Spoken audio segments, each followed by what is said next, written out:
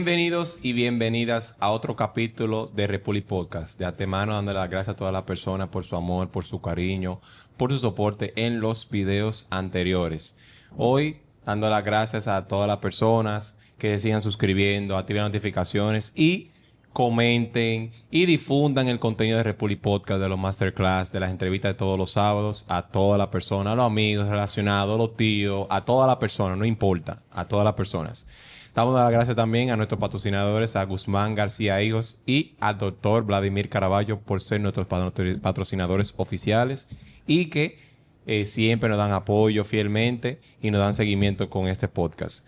Hoy tenemos un súper invitado importante de un tema que se habla mucho, pero queremos indagar más en este tema. Pero sin antes, vamos a darle la bienvenida a Disraeli Pérez y Alberto Fortunato. ¿Cómo están, chicos? Bien. ¿Todo bien? Sí. ¿Todo bien, Alberto? Excelente, ¿no? De verdad, súper contento con todo el apoyo, como tú has dicho, que hemos recibido y invitar a las personas que nos sigan en nuestro canal de Repuli Podcast en YouTube, nos sigan en Instagram, Repuli Podcast RD, nos sigan en TikTok, en Spotify y en Apple Podcast para así estar al tanto de todo el contenido que venimos creando y que seguiremos trayéndole durante el resto del año. Disraeli y Jason, hoy tenemos un invitado de lujo. Así es. Y digo de lujo porque viene a abordarnos un tema que es sumamente esencial.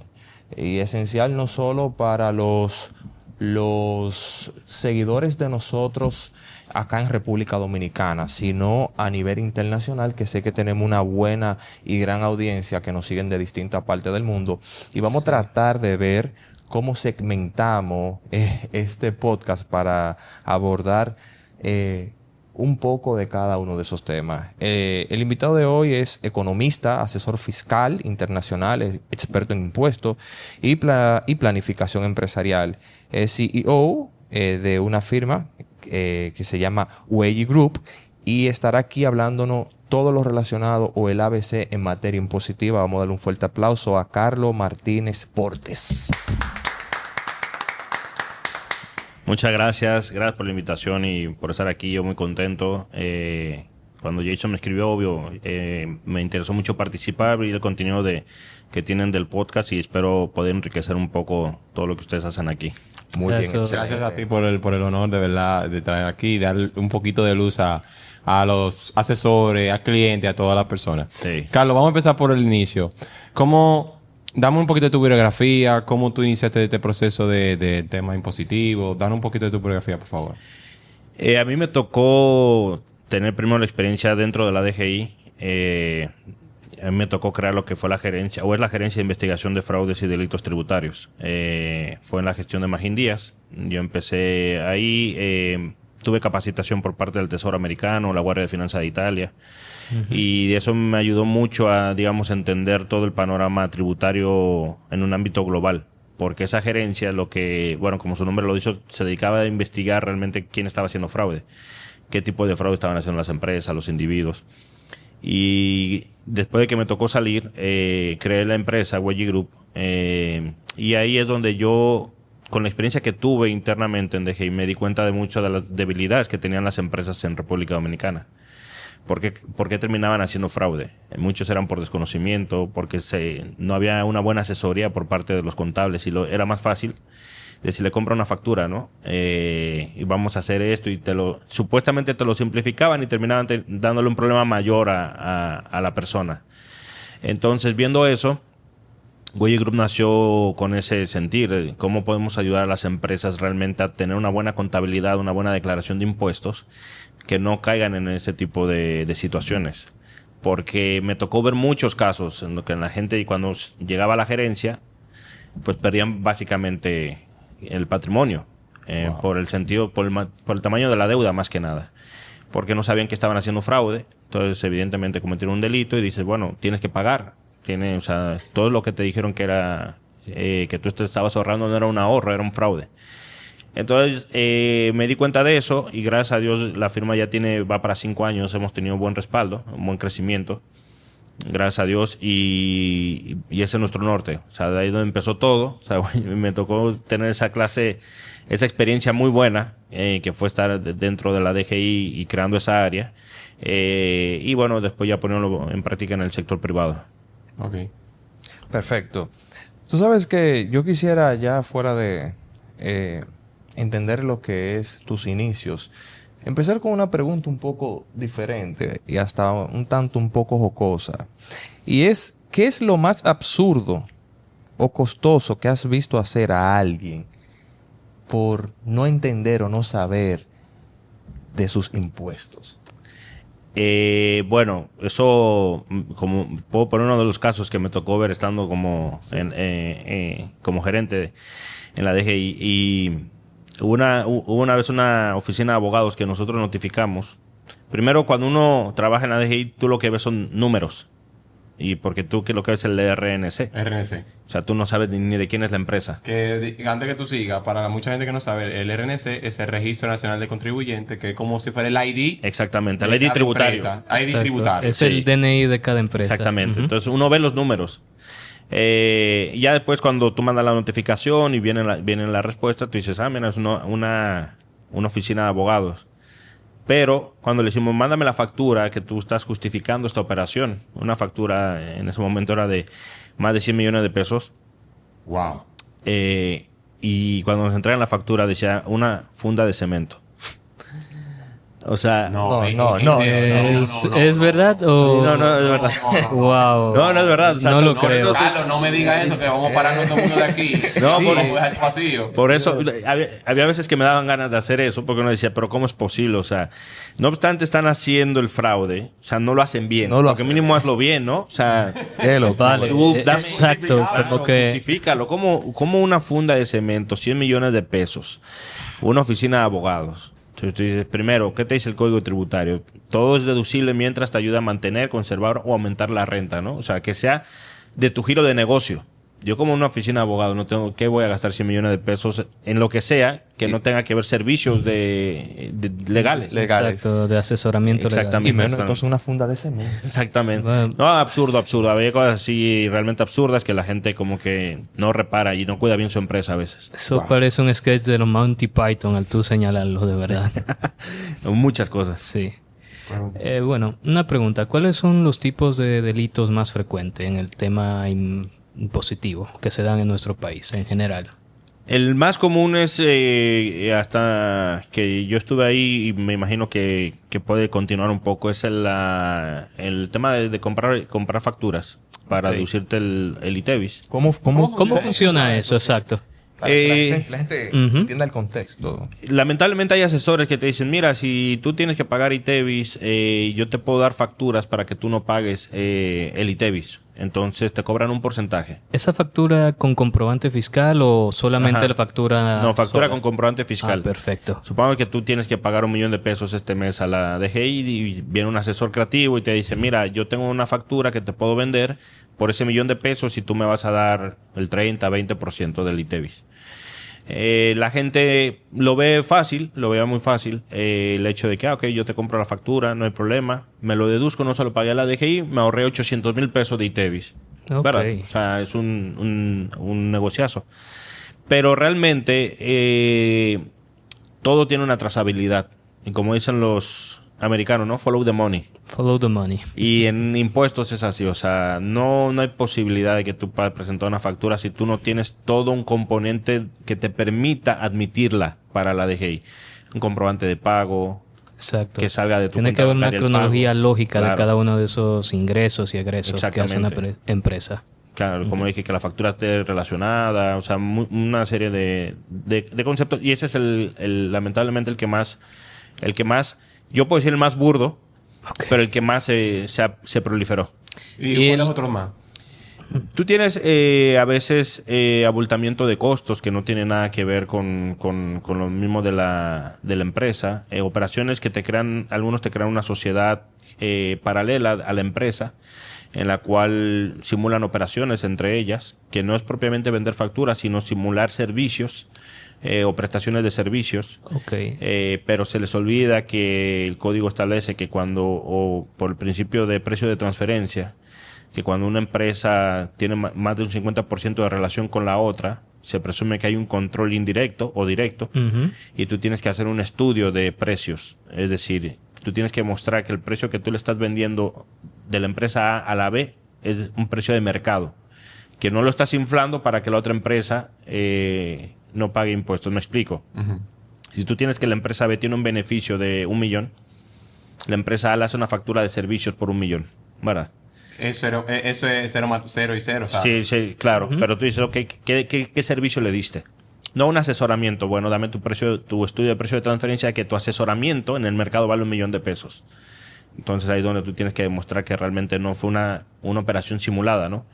Ese tipo no tendrá la venta de facturas, sino una simulación de operación, que puede ser un poco similar, pero aquí tratan de entrar con la figura jurídica de que sí existió realmente y que la empresa es real. ¿Tienden a estar legalmente constituida o solo es una pantalla? En el segundo caso que hablo de esto de precios, está legalmente constituida. Puede darse el hecho de que se esté materializando el pago, como en el primer caso no daba, ¿verdad? No está el pago. Puedes tener una factura real, puedes tener un pago real, pero el precio no es real, porque no son precios de mercado. Wow. Ya. Algo que, para entrar en el tema del sector inmobiliario, algo que yo quería preguntarte para culminar esta parte es, ¿cómo se dan ese tipo de notificaciones por estafa o por fraude? O sea, una persona puede pasar 1 año, 2 años, 3 años, 5 años. ¿Cómo se maneja ese tipo de cosas? ¿Le dan seguimiento? ¿Cómo funciona eso? Mira, yo te puedo hablar de... la DGI es una muy buena institución, digamos, que tiene un equipo profesional muy bueno, que independientemente lo que transcurre en el tiempo, hay gente capacitada que sigue los procedimientos que están establecidos en los manuales. ¿Qué ocurre? Que tú tienes más de 170,000, 180,000 contribuyentes y la DGI tiene 3,000 empleados. Aunque tú automatices, digamos, cómo van a ser las notificaciones para fiscalización, no hay forma de que tú puedas abarcar todo el universo de contribuyentes. Entonces la DGI suele usar parámetros para decir a quiénes van a fiscalizar. En su momento se hacían planes sectoriales, que tú decías, este año yo voy a fiscalizar a los del sector construcción. Y tomabas una muestra de los que tú veías con ciertos indicadores que se miden en la DGI para ver cuáles no están pagando impuestos y los notificabas. Pero en los últimos años, hasta el 2019, se estaba trabajando con un modelo de riesgo tributario, que es tú perfilar a los contribuyentes por riesgo. Es decir, si tú eres un muy buen contribuyente que pagas tus impuestos a tiempo, que no te llegan notificaciones de omisiones, que no te llegan notificaciones de fiscalización, tú estás en un indicador verde. Pues yo soy de eso, porque a mí nunca me ha llegado nada y no hago nada con mi compañía. Entonces ahí la DGI no te va a perseguir, pero si tú eres uno que pagas tarde, que siempre tienes morosidad, que tienes adeudos, que tienes notificaciones, irregularidades, te pone una categoría roja. Y ahí la DGI te va a estar siempre, como decimos, checando. exactamente, respirando en la nuca, ¿no? Eso es el modelo de riesgo tributario. La fase de implementación estaba avanzada. Me imagino que la DGI continuó con este modelo porque es hacia donde están yendo las administraciones tributarias de América Latina. Sí, para eficientizar también el tiempo. Por lo mismo que digo, o sea, es difícil tú administrar todos los contribuyentes, pero tú tienes que ir sobre aquellos que realmente tú entiendas que sí te va a dar un retorno el tú auditarlo. Y Carlos, para ir con Alberto directamente, algo que es un mito o una realidad que quiero ahí mismo abordarlo. Hay muchas personas, en estos días, Alberto y Israel, y quizás tú lo viste, una persona o salió en internet de que los bancos o la DGI está en notificación de que de dinero te entra o no a la cuenta. ¿Eso es un mito o eso es una realidad? Desde que la DGI tiene acceso a todos los movimientos generados por el punto 15. Tiene tiempo de eso. Cada vez que tú haces una transferencia interbancaria, pagas con cheque, se genera el punto 15%. Y esa información le llega mensualmente a la DGI. Es decir, la DGI ya hace mucho sabe el movimiento bancario de las personas físicas. Con la modificación de la Ley de Mercado de Valores en el año 2019, se dio autorización a la DGI para acceder directamente a los bancos y pedir información bancaria adicional. Ojo con eso. Que son dos puntos diferentes. Uno, lo que le llega automático a la DGI todos los meses por el punto 15. 0.15. Pero ahí tú vas a tener transferencias, cheques y demás. Y lo otro es que la DGI puede solicitar directamente ya a los bancos que manden cualquier información bancaria de la persona que sea. Y los bancos tienen el deber de enviarle la información a la DGI. Pueden pedir, dime cuáles son las tarjetas de crédito que tiene, cuáles son los préstamos bancarios, cuáles son sus cuentas bancarias, mándame los estados de cuenta de los últimos 5 años. Y la DGI tiene acceso a eso y lo puede solicitar caso por caso. Ok.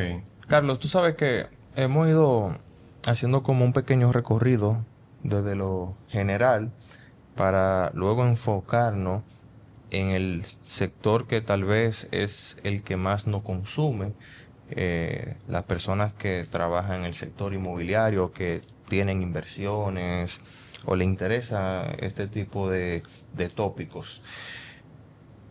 Yo quiero entrar con una pregunta muy puntual y ahí voy a tocar el tema del sector inmobiliario. ¿A qué régimen un agente inmobiliario debe de acogerse para tener una tributación, vamos a decirlo así, que le sea favorable a la hora de presentar impuestos? Principalmente, por ejemplo, vamos a ponerlo más específico. En el caso de los asesores, que son independientes, que no tienen empresas, ¿cuál es el régimen recomendable para estas personas físicas? Yo siempre le recomiendo el régimen simplificado de tributación, el RST. Ajá. Hoy el tope son 11 millones y algo de pesos anuales de ingreso para tú permanecer en el régimen. Y realmente es bueno porque te lleva a pagar menos impuestos. Tiene la ventaja de que tú no tienes que estar reportando mensualmente a la DGI. No pagas anticipos del próximo año de tus ingresos. Como te tienen que hacer la retención del 10% y del 18%, tú básicamente el año que viene, si tienes que pagar algo, es muy poco. Cuando tú presentes tu declaración en el mes de febrero del año siguiente. Las personas que van a mi oficina, nosotros nos gusta siempre a la persona decirle lo que le conviene. Hay quienes no lo recomiendan, hay asesores que no lo recomiendan porque entienden que pierden una iguala. Pero a mí lo que me interesa es que realmente la persona tenga lo mejor, ¿verdad? Sí, porque el RST es una vez al año. Una vez al año. Una declaración jurada. Claro, pero tú lo estás asesorando bien. Tú le estás diciendo a ti lo que te conviene es el RST. Y hay otros que no dicen, sí, también quiero que me llegue la contabilidad, no hay problema, pues, se maneja la contabilidad aparte para estados financieros. Pero tributariamente es un régimen que tú lo declaras una vez al año. Cada vez que tú emites tu factura te retienen el 10% de impuestos sobre la renta y te retienen el 18% del ITEVIS. No tienes que estar preocupándote por gastos, no tienes que estar preocupándote por presentar mensualmente a la DGI, no vas a pagar anticipos el año que viene, no vas a pagar más impuestos que la diferencia que te toque pagar de impuestos sobre la renta. Sí la hay. Entonces, realmente los que pueden acogerse, yo siempre se lo recomiendo. O sea, es el mejor régimen que puede tener un profesional independiente, porque lamentablemente nuestro código tributario no está preparado para la tributación de personas físicas. Wow. O sea, Eso es un buen punto. Increíble. es la realidad. O sea, tenemos un código tributario que casi penaliza a la persona física que quiera declarar. Es cierto. Vaya. Sí. Antes de pasar con Disrael y con Jason, quiero aprovechar esa misma pregunta para que tú no des o le des a la audiencia, ¿no? Un alivio y que no lo vean todo como un castigo, porque realmente cuando se habla de los impuestos, que como bien dice su Abruma mucha nombre, gente. y bien Sí. lo viendo en una entrevista, impuesto es algo impuesto que te están imponiendo, no es algo que tú Exacto. quieres hacer. Claro. ¿Cuáles son esas 3 facilidades o ventajas fiscales que una persona física tiene y por desconocimiento y educación financiera no lo sabe? Mira, una de estas es el RCT, que muchas personas no lo saben. No se lo sugieren y realmente es una ventaja, porque desde que tú te formalizas no es lo mismo que tú vayas a una empresa a ofrecer tus servicios y que una empresa te diga, ok, das comprobante. Si le dices que no, pues la empresa difícilmente te contrate cuando es una empresa formal.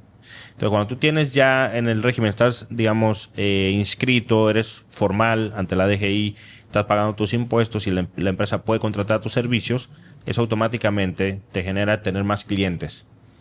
Lo segundo es que si tú no estás en el régimen, muchas veces las personas y declaran en el régimen ordinario, desconocen que, por ejemplo, lo que es el pago del IPI es deducible de impuestos para la persona física. Y muchos no lo conocen. Atención, que aquí sí. bastante Eso gente te lo que dice el preguntan código. del IPI. Sí. La gente dice, pago el IPI, ¿verdad? Y me toca, y los que declaran como personas físicas desconocen que eso es deducible de impuestos sobre la renta. Y lo dejan pasar. De igual manera, si tú ya tienes, por ejemplo, más actividad económica, que tú estás como profesional independiente y estás declarando, tú puedes empezar a justificar ciertos gastos que en su momento tú no justificabas. Y depende mucho de la actividad económica. Por ejemplo, preguntan mucho si los gastos de restaurante son deducibles o no. Y yo siempre digo, depende. Si tú te dedicas a servicios y tú vas a un restaurante a tener una reunión con un cliente, claro, exactamente, tenemos reuniones. Claro, eso es 100% deducible. Gasolina, por ejemplo, puede ser. La gasolina es 100% deducible. Que tú puedas justificar ese tipo de gastos, a veces la gente no lo sabe. Y los gastos escolares entran dentro de ese tipo de deducción. El código te permite deducir gastos educativos más allá del beneficio de los gastos educativos. Por ejemplo, si la inscripción del colegio de tus hijos o demás, pero te lo lleva a tener que pagar una retención del 27%. Me explico. Si tú, por ejemplo, tienes tu empresa y dices, yo voy a pedir un comprobante fiscal por el colegio de mis hijos, para yo poder deducirlo, si mi factura si el colegio fue de 100 mil pesos, tengo que retener 27 mil y pagarlo a la DGI.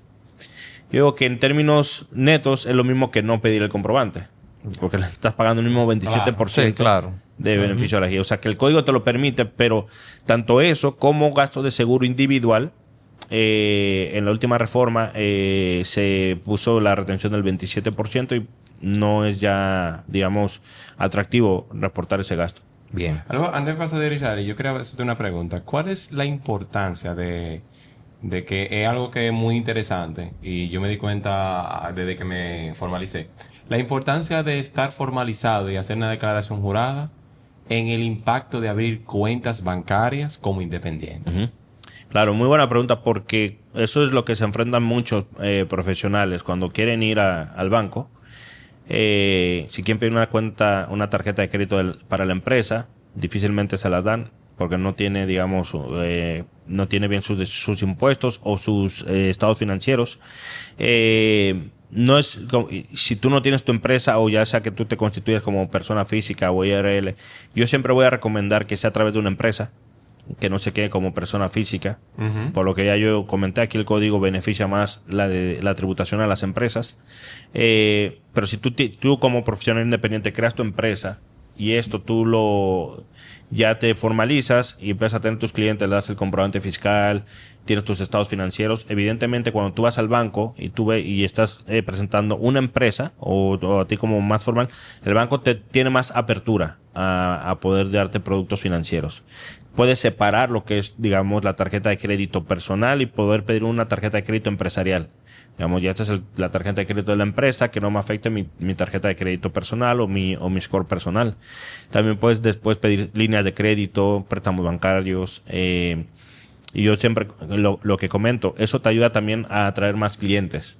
Uh-huh. Cuando tú ya estás formal y tienes una estructura que tú puedas mostrar ante tus clientes, eso es mejor para una empresa que te quiere contratar porque le da mayor, valga la redundancia, formalidad a tu trabajo. Sí, y puede hacer más negocios. Y ahí te quería comentar, porque yo hice eso a nivel personal y a nivel empresarial. Yo estoy registrado y que me ayudó mucho. Parece, por ejemplo, en un banco privado de aquí, yo fui con mi declaración jurada y todo lo demás. ¿Qué pasa? Gracias a eso, y no fue una carta laboral, de la empresa que yo hice, que eso es un error que cometen muchos, yo entré en una categoría que ellos saben, bueno, asesor inmobiliario, dueño de empresa, tiene un rango máximo de tanto. ¿Qué pasa? Cuando tú estás en ese rango, ellos no te retienen el dinero. Porque ya ellos ven tus declaraciones juradas, lo que tú mueves, lo que tú manejas, ellos te entran como en un perfil como de riesgo. Ellos saben que en el perfil del banco, esos tipos de personas, por lo regular, entran tanto o tanta de proporción de dinero. Por encima de ahí, fácilmente te van a llamar o te van a mandar un mensaje y demás. Entonces, por eso quería que tú lo comentaras del beneficio. Y algo que les voy a recomendar a los asesores inmobiliarios, que también yo creo que tú hables un poquito de eso. Hay muchos asesores que cometen un error muy importante, y es lo que dice Carlos. Hay muchos asesores que yo les he recomendado que se ponga como persona en una empresa, trabajando para una empresa inmobiliaria, ¿verdad? Tengan una empresa, por ejemplo, Alberto Fortunato de Israel y Pérez SRL, y la empresa inmobiliaria le pague la comisión a esa empresa. Primero, si se adhieren al RCT, la misma empresa, no le van a tener que retener el 18, porque a una persona física le retienen el 18 y el 10, me corrige Carlos. Entonces, como empresa, nada más te van a tener que el 18% de un RCT, ellos tienen que asumirlo y te van a pagar el 100% del dinero. ¿Qué pasa? Tú puedes ponerte un sueldo y vas a cotizar en TCS y ahí mismo tú puedes contribuir a tu AFP y todo lo demás. Entonces ese es un beneficio interesante y tú vas a poder tener tu seguro de salud y demás. Sí. Sí, totalmente. Y eso es una buena forma también de presentarlo. Es decir, cuando tú tienes una sociedad, como bien dice, ya la retención no es igual. Además de que la tributación es sobre el 7%. Cuando tú eres como persona física, tú te retienen el 10% y adicional, como hay un escalafón de ingresos hasta el 25% del impuesto sobre la renta para personas físicas, tú tienes que pagar en base al tramo que quedes a final de año por el nivel de ingreso. Cuando tú estás en el RST servicios, el impuesto es un 7%. Que ya si tú facturaste 3 millones, vas a saber que son 210,000 pesos que vas a pagar de impuestos sobre la renta. Pues independientemente que tú le haya entrado gastos y demás. Claro, sí, porque en el RCT ingresos no reportas gastos. Pero, ¿cuál es la diferencia? Si tú tienes 3 millones de pesos, una persona física te retiene en el 10, son 300,000. Una empresa que factura 3 millones de pesos, el 7% son 210,000 pesos. Entonces, de entrada, como empresa estás tributando menos. Es lo mismo que yo vengo mencionando, que la persona física la penalizan más cuando es contribuyente. Entonces, tú creas la empresa fácilmente, tú lo tienes en el régimen, y al final de año, como es en un impuesto único por el nivel de ingreso, pues ya sabes cuánto va a ser, y tú te puedes poner, como bien dice Jason, puedes ponerte como empleado de la empresa y que simplemente te haga una deducción de impuestos sobre la renta. Y usar la empresa también para, digamos, aprovechar otros gastos que sí son deducibles más para la empresa. Que aunque tú no estás reportando gastos, financieramente lo puedes poner, como el vehículo a nombre de la empresa y aprovechar la depreciación del vehículo. Gasolina, seguro. Celular, todo ese tipo de cosas. Israelis. Sí. Una pregunta. ¿En qué momento, a partir de ingresos que tiene un autónomo, le es más factible pasar de una persona física a una persona ya jurídica para formalizar su empresa? ¿Hay un monto específico o directamente cuando empieza a generar ingresos? Para mí, soy reiterativo, es bueno empezar siempre con una empresa. Por lo mismo que acabo de mencionar ahora, aún así un profesional independiente como persona física que se acoja al RST, vuelvo al mismo ejemplo de los 3 millones, si factura 3 millones en un año, a él le van a haber retenido 300,000 pesos, que es el 10%. 10%. Pero si él constituye su empresa desde un inicio, él acoge el RCT, da los servicios, facturó 3 millones, él va a pagar 210,000 pesos de impuestos. O sea, te estás ahorrando 90,000 pesos simplemente por haber hecho una empresa y no haber facturado como persona física.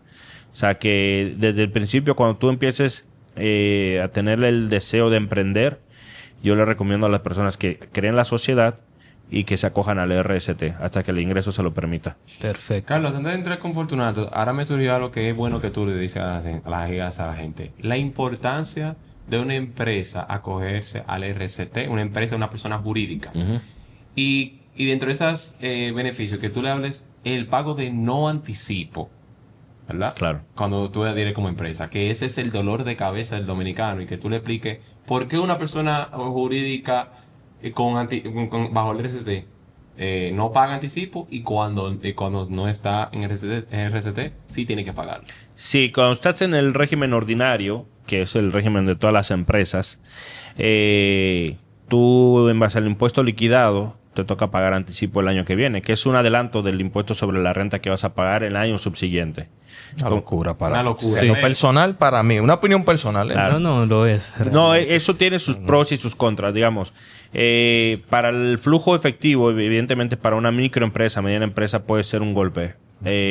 Sí. Pero cuando tú ya vas creciendo, quizás no te sea tan malo, porque tú dices, oye, yo prefiero pagar mensual a que esperar abril y tener que pagar todo ese dinero. Sí. O sea, las empresas ya a medida que van creciendo, ya obvio, tú vas teniendo otro tipo de problemas, ¿no?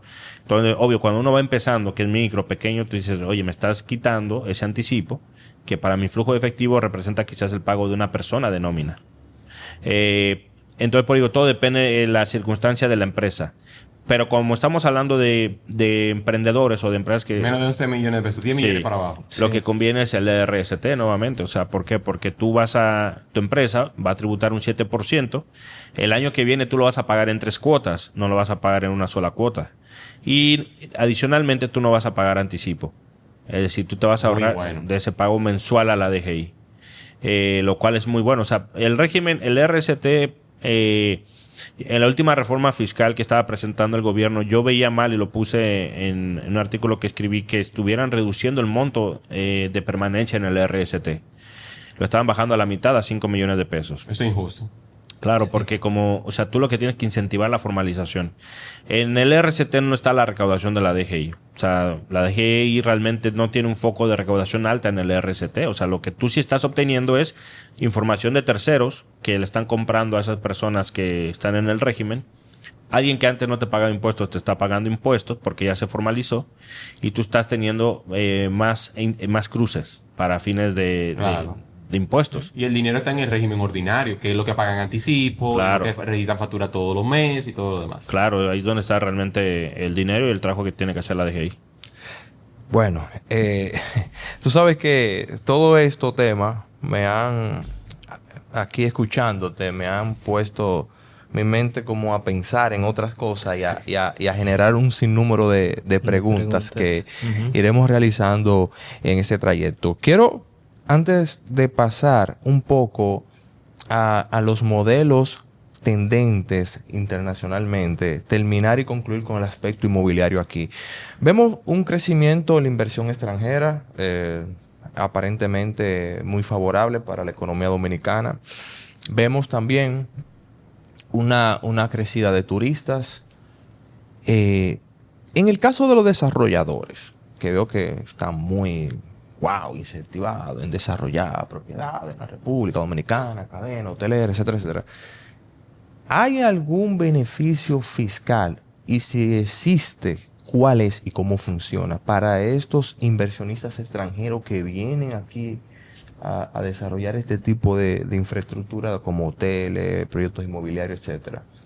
Bueno, una de las principales leyes es la de Confotur. Bien. Confotur te permite a ti desarrollar un proyecto ahorrándote el pago de impuestos sobre la renta, ahorrándote el pago de impuestos de importación, teniendo, digamos, una ventaja competitiva contra aquellos que no están en Confotur, porque fácil te están ahorrando más aproximadamente un 30% del costo al no pagar los impuestos. ¿Confotur funciona tanto para el desarrollador como para el que adquiere la propiedad? Para el que adquiere la propiedad tiene una exención de IPI por 15 años. Okay. Para el desarrollador es la penúltima modificación de la ley de Confotur dio, digamos, una exención para aquellos que hacían remodelación ya de hoteles. Por ejemplo, si tú tienes el hotel Santo Domingo, lo hizo Barcelona en su momento. O sea, tú remodelas, o sea, esa remodelación, lo que es compra de aires acondicionados, todo lo que tú vayas a hacer, tiene la exención de ITEVIS y tiene exenciones para ti, para poder hacer la remodelación ya de algo que estaba construido previamente, antes de la ley de Confotur. Entonces te permite no solamente para nuevos desarrolladores, sino también para aquellos hoteles que quieran remodelar o ampliar su infraestructura. Y eso es un excelente beneficio fiscal y para los compradores de aquellas propiedades que tienen la clasificación de Confotur se ahorra por 15 años lo que es el IPI. Explícanos aquí a la audiencia. Le hemos hablado, pero para Sí, pero las que nos para están el público escuchando en este en general. episodio y no saben qué es el IPI. El IPI es el impuesto de propiedad inmobiliaria que se paga, es el 1% que se paga. Hay una exención de 10 millones de pesos. A partir de los 10 millones y pico. 190, algo así. Sí, de pesos tú empiezas a pagar el 1%. Es decir, si tu propiedad vale 20 millones, tú debes de pagar el 1% sobre la diferencia de los 10 millones 190 mil y los 20 millones, sobre 9 millones de pesos. Bien, perfecto. Excelente. Sí. Direli. No, dale. Mira, tú. algo para cerrar el ciclo y ir a otra parte. Hay dos cosas que queremos concluir aparte del sector inmobiliario. Primero, consecuencias de un asesor inmobiliario independiente no estar registrado y qué puede repercutir a nivel económico. Y segundo, hablar de lo que es la ganancia de capital. Luego que un propietario revende o vende un apartamento que adquirió en un X tiempo, lo compró en el 2010 y lo vendió en el 2025, o que lo revendió, ¿cómo funciona la ganancia de capital? Estas dos preguntas. Mira, el primero es muy importante porque la gente entiende a veces que cuando te retienen, ya tú no tienes que hacer nada ante la DGI. Me explico. Tú vendiste un inmueble, te ganaste tu comisión, estás con una inmobiliaria, digamos, que te quiere reportar el gasto de comisión y te va a retener el 10%, ¿verdad? Uh-huh. Pero ese es un pago a cuenta de tu impuesto sobre la renta. El 18 y el 10 te quitan. Sí, el 18 de ITEVIS y el 10 de impuestos sobre la renta. Pero el próximo año tú tienes que presentar tu declaración de impuestos ante la DGI. Porque ese es un pago a cuenta que te están haciendo. Es un pago, digamos, parcial de tu impuesto. Como ya tú estás teniendo reportes de terceros, que son los que te están pagando la comisión, va a llegar un momento en que la DGI te va a notificar. Y si tú no estás inscrito como contribuyente, no presentas tus declaraciones, tú vas a entender que yo no tengo ningún problema. Ay, Dios. Va pasando los años y de repente te llega esa notificación de la DGI que te dice: yo veo que terceros te han reportado ingresos en los años 2022, 23 y 24. Te la van guardando ahí. Exactamente. Sí, porque Sí, antes que tú digas, hay tienen algo una que la cronología. gente no sabe, en la oficina virtual de la DGI, a mano izquierda, sale algo que se llama datos de terceros. Y ahí Sí. se ven todas las personas que te están reteniendo un 10 y un 18%. O sea, te están teniendo retención de comisiones y sale qué empresa fue la que te retuvo. Por eso es bueno aclararlo, que la gente cree que no lo sabe. La DGI lo sabe porque inmediatamente el contable de la empresa inmobiliaria Claro. hace su reporte. Exacto. Ellos en los datos de terceros sale quiénes fueron que te retuvieron el dinero. Y el otro punto que comentabas. No, las consecuencias. En las consecuencias. No, la consecuencia entonces, cuando la DGI te notifica, te dice: mira, tú estos 3 años tuviste ingreso, eso que a ti te retuvieron fue parcial, tú me tienes que pagar el 15% adicional, más los recargos e intereses. Del año. De cada año, de los 3 cada años. año. Sí, de los Guau, años y de es- la me imagino que es sumamente alto. Claro, entonces ahí es donde las personas empiezan a maldecir a la DGI, que cómo es posible. Claro, entonces yo digo, es que no es culpa de la DGI. O sea, hay una culpa quizás de falta de educación tributaria. La DGI da muchos cursos de educación tributaria, pero es que realmente eso, quien te paga, si tú eres un profesional independiente, quien te paga te hace una retención parcial. Tú tienes la obligación el próximo año, el mes de febrero, marzo, presentar tu declaración de impuestos. Entonces ahí es donde está el problema. Si tú no te organizas y dices: mira, ok, yo quiero ser un agente inmobiliario, ya sea independiente, yo sé que me van a pagar comisiones, déjame inscribirme como contribuyente y acogerme al RCT. Porque si tú no lo haces, tú vas a tener que, te van a estar reteniendo el 10%, se te olvida pedir facturas de comprobante para deducir tus gastos, entonces cuando te llega la notificación de la DGI, no tienes gastos que reportar, por lo tanto, todo lo que la DGI te va a decir que fue tu ingreso lo va a presumir como un beneficio, Exacto. y entonces te va a tocar pagar mucho impuesto, y toda tu ganancia se te va a ir pagando impuestos. Se te va a ir pagando. Y esa es la Hay realidad. algo, un mito o realidad que yo quiero que tú hables antes de la ganancia de capital, y es cierto que si una persona, por ejemplo, tiene esa consecuencia, lo notifican y demás, la DGI tiene la potestad de que si esa persona se está negando, bloquear sus cuentas o buscar la manera de obligarlo. La DGI tiene, por principio, facultad de hacer 2 tipos de embargo, el que es retentivo y ejecutorio. El embargo retentivo es aquel que cuando hay una deuda, la DGI, porque hay diferentes tipos de deuda, una deuda parcial, o digamos, preliminar, que es cuando la DGI te dice, mira, ok, tú tienes estos 3 años que no has declarado, te hago una resolución de determinación y tú me tienes que pagar este impuesto. Tú tienes la oportunidad de recurrir. Es una fase de tú pelear con la DGI y dentro de la DGI. En ese momento, la DGI no puede ponerte ningún embargo ni retentivo. Es decir, no puedo poner oposición a tus inmuebles. Si después de tú haber peleado la DGI internamente en reconsideración sale el fallo de reconsideración, tú tienes 30 días para ir al Tribunal Superior Administrativo a pelear ahora en la sede jurisdiccional. Pero una vez sale de ahí, ya la DGI sí tiene la facultad de ponerte un embargo retentivo. Es decir, yo le pongo una oposición para que no distraiga, digamos, su patrimonio y después se insolvente. ¿En ese patrimonio incluye las cuentas o no? Puede incluirlas como retentivo incluso con tus clientes. Ok. Es decir, toda la cuenta por pagar que tengas a tal persona está embargada, no le puedes pagar. Si ya después de que tú vas al Tribunal Superior Administrativo te fallan otras en contra, tú puedes ir a lo que se conoce como casación. Ok. Es una de las últimas instancias. Y si te fallan en contra y le dan la veracidad a la DGI, ya se conoce como deuda firme y exigible. Una vez la deuda es firme y exigible, la DGI puede hacer una ejecución de lo que había retenido y decir, ok, tú no me has pagado, ya peleamos en diferentes instancias, me dieron el favor a mí, pues yo voy a cobrarme mediante la ejecución de tu propiedad, te la voy a quitar y la voy a subastar. Ok. Y entonces, vamos a hablar, para antes de entrar con Alberto y de Israelis, con otros temas, la ganancia de capital. Eso es un tema que yo quería que abordáramos breve o largo, como tú quieras, porque mucha gente no entiende eso. Compra una propiedad, me llama a mí, yo la vendo, le doy la sugerencia, no entiende cómo funciona la ganancia de capital, cómo que yo tengo que pagar impuestos por lo que vendí. Explícale a la gente de Republic Podcast, a todo el público, qué es la ganancia de capital de un inmueble o de cualquier cosa.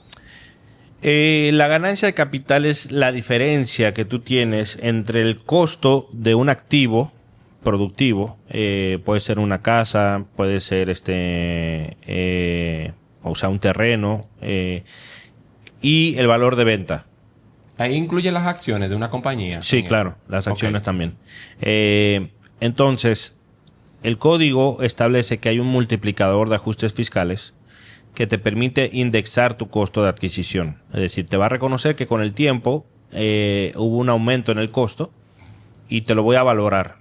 Entonces, si tú compraste una propiedad en el año 2010 y la vas a vender en el año 2025, tú tienes que ir a la tabla de ajuste de multiplicadores de la DGI y tú vas año 2010. Te la publica trimestralmente la DGI y dice, yo voy a vender en el primer trimestre del 2025. Supongamos que el multiplicador sea 1.70. Significa que el costo de tu propiedad del año 2010, tú lo multiplicas por 1.70 y te da un nuevo costo ajustado por inflación. Ok. Entonces, ese nuevo costo, a ese nuevo costo lo vas a tener de base y al valor de venta le vas a restar ese nuevo costo y te va a dar una ganancia, un beneficio que la DGI presume que tú tuviste por la venta de ese activo. Y esa es la ganancia de capital. Cuando es de personas físicas, tú pagas el 25%, y cuando es de sociedades, cuando el inmueble o está en una sociedad, pagas el 27%. Esto también es de amplio desconocimiento de las personas. Muchos desconocen que al momento de vender la propiedad tienen que pagar ese 25%. Pero yo igual publiqué un artículo que entiendo que eso debe ser revisado cuando haya la próxima discusión de reforma fiscal en el país. Porque una cosa es que tú adquieras bienes con fines especulativos, de inversión. Supongamos que ya yo tengo mi casa y decido invertir en una propiedad en Punta Cana. Digo, bueno, para mí en Punta Cana va a aumentar los precios, déjame invertir en esa propiedad o alquilarla, déjame tener un retorno por lo que yo estoy invirtiendo. Pasan los años y la quiero vender, bueno, fue una inversión especulativa. O sea, no fue para yo habitarla. Yo entiendo que ese tipo de bienes sí deben de pagar ganancia de capital, porque al final tú buscaste un lucro. Exacto. Pero cuando estamos hablando de tu vivienda principal, que tú simplemente la compraste para vivir con tu familia, y que tú, por ejemplo, nuestros padres que la pudieron haber comprado en el año 1990, los niños van creciendo y después se van de la casa, ¿Qué dice el padre? Pues déjame venderla porque la casa ya es muy, muy grande para mí, ¿no?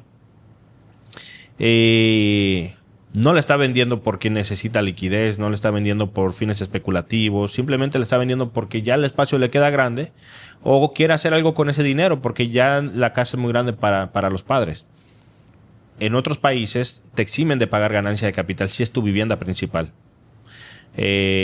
O si tú vas a reinvertirlo en otra casa que vas a comprar. Pero aquí no pasa eso. Aquí independientemente, todo el mundo tiene que pagar la ganancia de capital por la venta de los inmuebles. Okay. Si se da el caso. Entonces es algo que realmente debe de revisarse en el Código Tributario. Dar unos mecanismos de donde tú puedas decir, ok, si fue tu vivienda principal en los últimos 3 años y tú la habitaste y tú puedes demostrar mediante factura de luz, factura de mantenimiento, agua, que tú la habitaste, Sí. pues yo te voy a eximir del pago de ganancia de capital y te puedes comprar tu otra vivienda. Porque ahí es donde viene el problema. Una persona dice, mira, yo tengo una vivienda, voy a ganar $100,000 y me voy a comprar otra. Pero la verdad es que no son 100,000. Son 70 o 75 porque le tiene que pagar 25,000 a la DGI. Así es. Y ahí es lo que te quiero preguntar. ¿Cuál es para pasar con ellos, cuál es la consecuencia que tiene una persona por no pagar la ganancia de capital?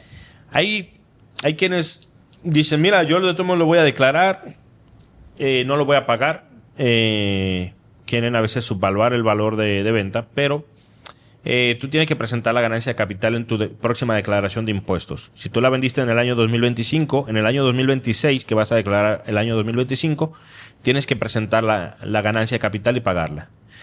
La DGI tiene el registro de todos los contratos de inmuebles que pasan por ahí. Y puede darse que al lapso de 3 años te notifique la DGI. Wow. Y te diga, mira, tenemos registrado un contrato del año 2025 sobre la venta de este inmueble. Y nunca lo regularizaste. Entonces tienes que pasar 3 años después a regularizarlo, declarar la ganancia y ahí vienen los recargos, intereses y que te hace más alta la deuda de lo que era en su momento. Wow. Riley. Bueno, una pregunta que va coligada con el, vamos a decir, el sistema impositivo internacional, un poco. Una diferencia entre un régimen, digamos, una residencia, un tax resident country, o un país de residencia tributaria, podría decirse, y un paraíso fiscal. ¿Son similares o hay una similitud? ¿Y qué impacto tienen cada uno? Qué pregunta, vaya. ¿Qué pregunta? Sí. Es una pregunta. Tómese el tiempo que quiera para responderla. Sí, mira, muy buena pregunta porque con todos los esfuerzos de GAFI, GAFI-LAT que se han tenido para poder, y también lo del BEPS de la OCDE para evitar la erosión de la base imponible, hay países que antes estaban catalogados como paraísos fiscales, como Panamá, Sí. que les han pedido hacer esfuerzos para que no sean países de baja o nula tributación, que es como también se les dice. Cuando tú estás dentro de un país de baja o nula tributación, en el ámbito internacional, si tú estás haciendo operaciones hacia esos países, no es muy bien visto. Por ejemplo, si tú tienes dinero de aquí que va a esos países o de Estados Unidos que va a esos países, te empieza mucho a preguntar los bancos por qué estás enviando dinero, sobre todo en Estados Unidos, que está el FinCEN, por qué estás enviando dinero a este país, a las Islas Vírgenes o Caimán. a Caimán, o Andorra, que son países que, como depende de la zona geográfica donde estés, que suelen enviar el dinero. Y evidentemente eso se ve mucho con un tema de ocultamiento de patrimonio. Tú lo mandas a esos países porque tú quieres ocultar el patrimonio que tienes a tu país de origen. Principalmente los países europeos y Estados Unidos. Entonces, a esos que son países como se le puede decir, paraísos fiscales, o países como ya se ha ido cambiando, países de baja o nula tributación, tienen esas ventajas, que tienen secreto, que decir que no publican la información de las cuentas bancarias, no la dan tampoco, o que lo que tú pagas en impuestos es muy bajo, que no es en base a una media. Por ejemplo, República Dominicana tiene un impuesto sobre la renta del 27%. Hay países de América Latina que lo tienen en 30, lo tienen en 25, pero tú tienes una media que no se desvía mucho. Es moderada. Exacto, realmente. entre 25 y 30%. Pero cuando tú dices cuando tú vas a otro país que te dice que es 0, que es 1, que es 2, pues realmente tú estás incentivando a que el dinero se vaya a esos países. Perfecto. Yo voy a hacer... Voy a agregar algo. Adelante. Porque me ha llamado mucho la atención y me he tomado el tiempo para investigar un poco sobre esto. ¿Por qué países como Emiratos Árabes Unidos, específicamente el caso de Dubái, ha tenido éxito en llevar tanto capital, principalmente, por ejemplo, de España y de muchos países de Hispanoamérica que tienen unas tributaciones asfixiantes, y no cae este lugar dentro de lo que es Un paraíso fiscal. un paraíso fiscal? ¿Cuáles son las estrategias que tienen estos países para tener tan atractivo? Yo conozco de muchas, pero me gustaría que la abordaras tú. Y cómo yo, por ejemplo, como dominicano, puedo beneficiarme o gozar de otros sistemas tributarios en el extranjero sin tener que tener el tema de la doble tributación. Ok, para separarlo. El tema, bueno, Dubái, realmente hay que mirar que, como tú bien lo dices, parte de los Emiratos Árabes Unidos, que son... el nivel de ingresos que ellos tienen es muy superior al de otros países, en donde no dependen de impuestos como nosotros, impuestos así directos, para poder tener una recaudación. Ellos tienen, digamos, al igual que Qatar, que tiene, por ejemplo, gas, o que tienen petróleo, que su principal fuente de ingresos viene de materia prima. No se consideran paraísos fiscales por otra razón, que es que no hay ocultamiento de información. O sea, está el acceso de información. O sea, tú vas a otro país, como yo decía, puede ser alguna de las islas que no te dan información de quién tiene su dinero en las cuentas. Eso pasaba antes en Panamá. Todavía están las estructuras panameñas que te permiten a ti cierto velo corporativo, y ahí es donde más se puede determinar también una parte de paraíso fiscal. Tú tienes otros países que te ofrecen casi nula tributación, pero que la información está abierta. Por lo tanto, no hay un ocultamiento de tú saber quién tiene el patrimonio, quién tiene el patrimonio ahí. En el caso, por ejemplo, de España. España, o los españoles buscan mucho salir de allá y llevar sus capitales a otros países, porque primero la agencia tributaria española es muy agresiva. Sí. Tiene un impuesto sobre la renta de la persona física de un 40%. Wow. O sea, es muy alto. Sí, mucha gente se confunde que el esfuerzo fiscal español es mayor que en los países nórdicos. A mucha gente le vuela la cabeza cuando saben eso. Claro. Sí, es un sistema muy agresivo el sistema español. O sea, porque hay diferentes sistemas tributarios, y hay que ver también el retorno que te da o básicamente cómo está estructurado, ¿no? La tributación en España tiene una fuerte incidencia en la persona física. Y es por eso que los españoles buscan cómo salir de España para tributar menos. Okay. ¿Eso es a nivel general o varía por comunidades autónomas también? Es a nivel general. Okay. O sea, porque ya el impuesto de las personas físicas es, digamos, algo de nivel nacional. Y es por eso que las personas o los españoles tratan de buscar otras jurisdicciones que les permitan pagar menos, y buscan países en los cuales tienen convenios de doble tributación para poder, digamos, expatriar sus capitales. Porque un convenio de doble tributación te permite, en cierta medida, llevar una tributación más reducida cuando tú ya eres, por ejemplo, si eres residente aquí en República Dominicana. Tú estás pasando de un 40 a un 25%. Eso de entrada. Si tú empiezas a tener tus ingresos aquí en el país, te estás ahorrando un 15%. Pero también te permite que cuando tú eres residente fiscal aquí y tienes servicios o contratas servicios al exterior o te contratan desde el exterior, solamente te retienen el 10%, porque eso es lo que te establece el convenio. Entonces ya no tienes que estar preocupándote por la tributación del 40%, sino que te están reteniendo un 10% por el servicio prestado desde aquí hacia el exterior. Y obvio hay aprovechamiento de los convenios de doble tributación. España tiene más de convenios de doble tributación, no solamente con República Dominicana.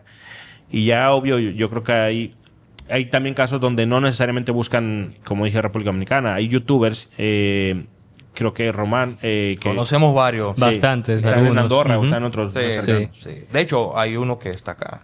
Sí, hay uno aquí. Sí. Sí. Algo que quería preguntar, el tema de Dubái. Dubái tiene, como te dijo, que hay lugares que sí pueden investigar la persona, quién tiene la cuenta. ¿Tiene esa posibilidad en vamos a decir, una agencia federal o el IRS o lo que sea, o la DGI, de verificar quiénes tienen la cuenta en ese país? ¿O es de los países que no se puede verificar las cuentas o el patrimonio de esa persona ahí? No, cuando se refiere a que si se puede investigar, no es de que haya una data pública, como porque, por ejemplo, aquí, de hecho, no es pública la información de cuánto pagan, qué impuestos pagan las personas.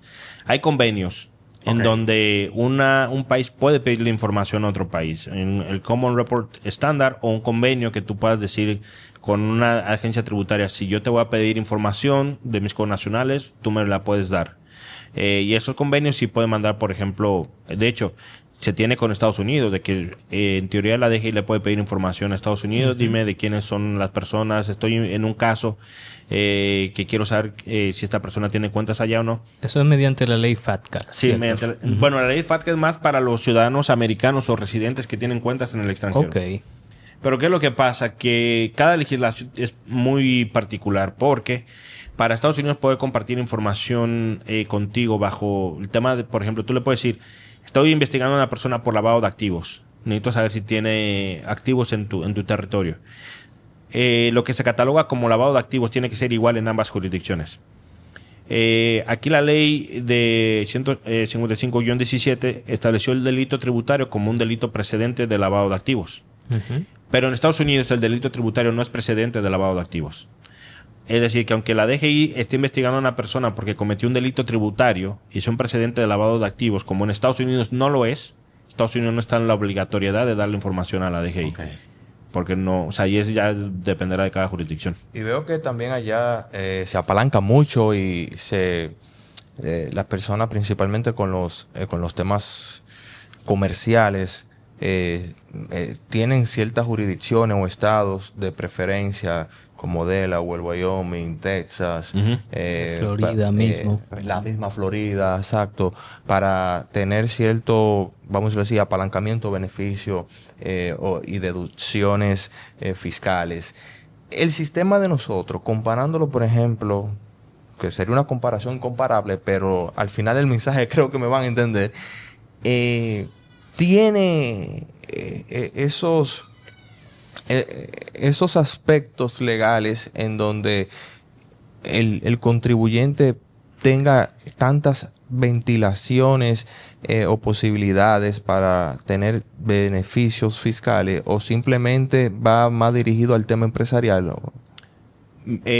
Vamos a enfocarlo en dos vías. Estados Unidos tiene una legislación que permite que los extranjeros no residentes que no tienen un lugar de negocios, un establecimiento permanente en Estados Unidos y no hay vinculación, puedan hacer cualquier tipo de operación en el territorio americano y no pagar impuestos. Ni federales, y hay estados, como bien mencionabas, en Wyoming, Nuevo México, Texas, Florida y Delaware, que no pagan impuestos estatales. ¿Qué significa esto? Que tú puedes tener tu empresa en Estados Unidos, se constituye. Si tú no tienes un empleado, si tú no tienes un lugar físico de negocios y no operas tú físicamente en Estados Unidos, puedes tener operaciones allá y no vas a pagar impuestos. Y entonces eso también hace que el tipo de sociedad que se crea genera un pass-through con el accionista. Que todo el ingreso de la empresa se vuelve un ingreso del accionista y por lo tanto ambos están exentos de impuestos. Aquí en República Dominicana técnicamente pudiera ser lo mismo para un extranjero, en el sentido que el código te establece que el principio de tributación es por residencia y en algunos casos por la fuente, o sea, es un principio mixto. Significa que si un ciudadano americano crea su empresa aquí en República Dominicana, factura en República Dominicana, pero no tiene presencia física en República Dominicana, no es residente y el ingreso no provino de República Dominicana, él puede declararlo exento. O sea que es más o menos similar, pero también para el otro. Señores, yo quiero, antes de finalizar este tema, que Carlos nos dé sus redes y sus contactos Porque esto es un tema de interés para todos. Ujú. Tanto para el que es asesor inmobiliario, para el que no, para el que Cliente, tenga... Para el inversionista, emprendedor, inversionista. exacto. Para Para el mí público mismo, en general. Para mí mismo, de hecho, yo mismo me voy a quedar con su contacto porque yo he estado indagando bastante sobre estas jurisdicciones en el extranjero. Me interesa mucho. A mí también me interesa. Y Los tres. yo quiero que tú des tu contacto y todas Y las un breve personas... consejo Sí, también. no, y todas las personas que vayan de Republic Podcast le digan, mira, te vimos en Republic Podcast y bueno, no sé ya si ustedes lo pueden acomodar o a darle algún cariñito como tal. Bueno, sí, mira, mis redes sociales, el Instagram es @carlosmartinesportes. Ese es el Instagram personal. El de nuestra empresa es @Huey Group, que es HUEY Group, de grupo. Ahí nos pueden encontrar directamente. Yo suelo dar algunos tips también en el Instagram personal. Muy bien. Que de igual manera lo que uno busca es realmente ciertamente contribuir a dar el conocimiento que uno pueda tener para mejorar los ámbitos tributarios y contables y empresariales para... Importante. ¿Solamente tienen ustedes presencia aquí o tienen presencia en otras jurisdicciones en el extranjero? Nosotros tenemos también oficina en Dallas, Texas. En nuestra Ok. oficina de impuestos nosotros ofrecemos el servicio de impuestos en Estados Unidos. Muy bien, atención. Ujú. ¿Tiene un Para el número público de referencia, estadounidense. un número de teléfono Ujú. o correo? Sí, el correo mío es cmartinez@ParamountTax. Es PARAMOUNT.tax. Ok. Y estamos cerca del área de Dallas, que es una zona que se llama South Lake, Texas. Ahí nuestro teléfono es 817-745-4641. Tenemos nuestra oficina allá donde ofrecemos el servicio de declaración de impuestos, asesoría fiscal, manejo de contabilidad también para todo el territorio americano. ¿Asesoran el tema ustedes de los extranjeros que quieran estructurar empresas allá y también de llevarle la contabilidad de manera conjunta? ¿Dan ese servicio? Sí, claro. De hecho, así empezó nuestra expansión hacia Estados Unidos. Empezamos a ver la oportunidad de personas que querían hacer negocios en Estados Unidos, que querían expandirse de igual manera. Y nosotros empezamos con la constitución de sociedades y después fuimos ampliando con el servicio, como ya que lo ofrecíamos, con el servicio también de impuestos allá, empresariales e individuales y el manejo de la contabilidad. Es decir, que si una persona que nos está escuchando de cualquier parte del mundo, de República Dominicana, ya sea también Estados Unidos, que quiere iniciar también negocios en Estados Unidos, nosotros podemos crearle la empresa desde cero, se le hace toda la creación de sacar el registro ante el Estado, tener su agente residente, sacarle el EIN ante el IRS. También sacamos el IT number para las personas que quieran tener su identificación tributaria individual para después poder tener algún acceso a crédito en Estados Unidos que te permite sacar tarjeta de crédito, préstamos personales. Es decir, ofrecemos todo el tipo de servicio para las empresas en Estados Unidos y aquí. Perfecto. Perfecto, entonces. Nada, Muy bien. Carlos, muchísimas gracias por Gracias, aceptar la Carlos. invitación y esperamos poderte tener en otro episodio. Y lo digo así porque, aunque no creas, aquí nosotros nos quedó tema No, para más. Pero vamos yo por veo que partes, sí. porque es mucho Exacto. contenido. Mucho. Yo pensé que nos iba a sobrar tiempo. No. No, no. Sigan ahí ustedes en Gracias. sintonía con Republic Podcast y muchas gracias por el apoyo. Bien. Gracias.